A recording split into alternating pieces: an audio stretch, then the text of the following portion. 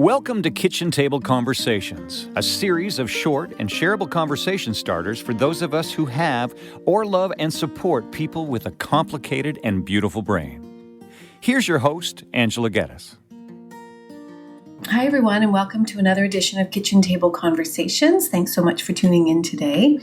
I have to admit, this week has been particularly challenging for me to decide what area I focus on. I guess there's just been so much going on, and I guess we also can't forget that today is the first day of summer, and there's lots of opportunities that come with that, lots of hopefully things that we're looking forward to for this summer, and just things tend to relax a little bit during these summer months for most of us. So I hope that everyone is able to enjoy the sunshine, the warmer weather, the opportunities to be outside, and just a little reminder about how important it is for our mental health to spend some time out in nature, to get our heart rate up at least 3 times a week for about 30 minutes, and to do our best to kind of keep to a regular sleep schedule, even though our routines change in the summer, and fuel our bodies with lots and lots of water and fresh whole foods. So that would be my first little tip around keeping ourselves as healthy as we can be as we transition from spring and the busyness of the school year ending and into hopefully some more relaxing time for friends and family. So I think, though, that I am going to spend a little bit of time on a shameless plug. I think that many of you may already know that I have written a book. And it has become just more and more blatantly clear. I think every day it becomes more and more clear as to why I did write that book and why I am working so hard to build capacity, to increase awareness, and to help build more inclusive service delivery systems. So it was just this week where a family member said to me, after her son attending one of our new groups for young adults, is involved in our services in a variety of different ways. The one caregiver said to me that our organization is the best thing that's happened to her person that she loves and cares for and their family. And that just really struck me in a way that obviously warmed my heart, but it also breaks my heart because this caregiver has an adult child in their early 20s. And it's taken this long for them to meet with a service provider and agencies that provide helpful and relevant services for people with complicated mental health, learning, and complex neurodevelopmental disorders, including fetal alcohol spectrum disorder. So it is things like this that make me more determined than ever to continue on with this work and to continue to share my story and to spread the word as broadly as possible. And I'm relying on others to help me along with this because this is a really, really, really important investment that affects so many of us. Actually, all of us know somebody who's been impacted by prenatal alcohol exposure. We know people who have mental health conditions. We know people and we love and support people who struggle with addictions.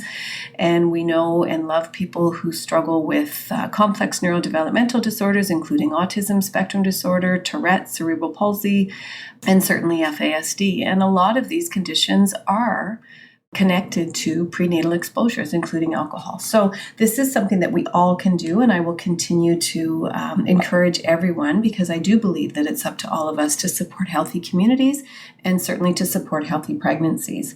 So I did write a book, and I do think that everyone, I really do believe that everyone should read this book, and I know that I'm a little biased, but the book is written for everyone to read because it is information that applies to us all, as I said. However, I think it's important to recognize that, I've had people who have complex neurodevelopmental and mental health conditions that have been misdiagnosed and misunderstood for years read this book and see themselves within the pages. And And to me, that is just so, so important. But I've also had a number of other people who said that this book is really, really important. And it's also important to note that it has now become a required read in some post-secondary educational institutions, and we are encouraging more and more. In fact, we believe that everybody in the helping profession should be imprinted with the ability to recognize that sometimes, or most of the time, there's more to the story, and that we need to be doing a better job screening and assessing and investigating and being aware that this may not just be mental health conditions. This just may not be a parenting problem. It may be something way more than that. So the best review that I've received from this book so far has come from an individual who did later get diagnosed in mid-30s with FASD, after again struggling for her lifetime, accessing many supports and services that just proved to be unhelpful. But what this person said to me was that she saw herself within the pages. And when she read the book, she can't necessarily remember what the book said, but she does remember how the book made her feel. And for the first time in her life, she felt like this was all making sense and that this was not her fault, and that there was an explanation for her ongoing challenges and the gifts that she does have. This book helped her to be able to better recognize and honor and appreciate all that she had, and to offer herself compassion and offer the people in her circle compassion, rather than often finding herself being fairly defensive and reactive to things that were not working out well for her. So the book is called Complicated and Beautiful Brain, and I named it that, or I titled the book that, because that's exactly what I see every single day. I see a complicated brain, I see puzzling presentations, and I see individuals and caregivers equally puzzled with what's going on. And I'm recognizing again every single day that our typical parenting strategies, our typical teaching strategies, and our typical support services do not address the needs completely. So that's why I'm on a mission to continue with this awareness, because this is not rocket science. The groups and the services that I'm providing in my little agency in St. Thomas, Ontario, is not that hard to do.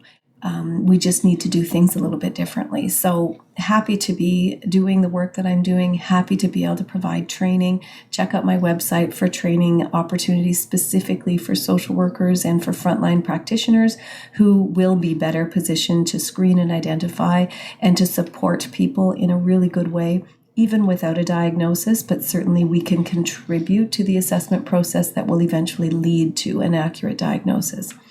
But I've received some other pretty great reviews too, and I'm just really wanting to share that Dr. Peter Choate, from a professor from Mount Royal University out in Alberta, says that this is a beautiful book that allows you to pursue further information. The book is practical, it gives you pathways to do something. I absolutely love this book, and I think it's one of the best books that has hit the market regarding FASD in a very long time. And what's really, really cool to me is that he recommended my book along with What Happened to You by Dr. Bruce Perry and by Oprah Winfrey. And so I know this sounds really, really silly, but I continue to reach out to both Dr. Bruce Perry and Oprah Winfrey with the hope that they can also include complex neurodevelopmental disorders that do result from prenatal alcohol exposure, and how intertwined those are when we talk about trauma-informed approaches and supports that are helpful for people who experience adverse childhood experiences. So I think that together we can do like amazing things. So if anybody has a direct route, please let me know. But I've also heard other things, loving this book, such an honest, well-researched and concise look at how FASD diagnosis impacts those affected, their families, and those who provide services and support. Thank you. And that's from Amarellis, who's an educational assistant. Mary Cunningham says that Angela's book summarized all the different things that you've been hearing about FASD research and success for people with FASD together, all in one place. Although FASD is not fixable, it is highly supportable when brain-based interventions and supports are started early in life and kept in place as needed for life. I would recommend this book. And Nancy Lockwood, who's an FASD consultant and educator, says, finally, a book about FASD that will equip families, professionals, and frontline workers to better understand, appreciate, and support individuals affected by prenatal alcohol exposure. Angela has written a book that equips us with facts about FASD, including ways that it can present itself across the lifespan, and why we all need to care about this complex, lifelong medical disorder.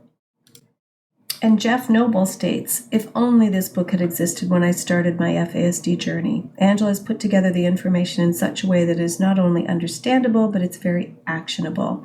He mentions the helpfulness of the QR codes and the direct links and the resources that included throughout this book. So obviously, this is really honoring for me to hear such positive reviews of this labor of love, I suppose, that I've undertaken.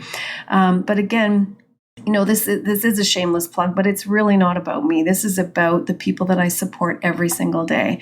I was just at a business meeting this week because we are looking at expanding our services and maybe getting different space and just to be able to continue to augment what it is we're already doing. Clearly, the need is great. The referrals continue to come in on a daily basis, actually. So we are, I was at this business meeting and I was trying to explain very passionately what it is we're trying to do. And just, there's 3 women in the meeting along with me, and all of whom sat there with their jaws dropped with the statistics that I was able to share, with the need, with the work that we're doing, and just learned so much. And every time I talk about this, there's people that continue to be so surprised around the prevalence rates, the impact of alcohol, even on pregnancies, and how many pregnancies are unplanned, and how those early weeks really do matter. So we have a lot to talk about, and I'm going to keep on going. So thanks again for tuning in. I hope that you have a lovely day on this first day of summer. And if you like what you're hearing, please feel free to share. If you have any ideas or suggestions for me or topics, areas of interest, please send me a note.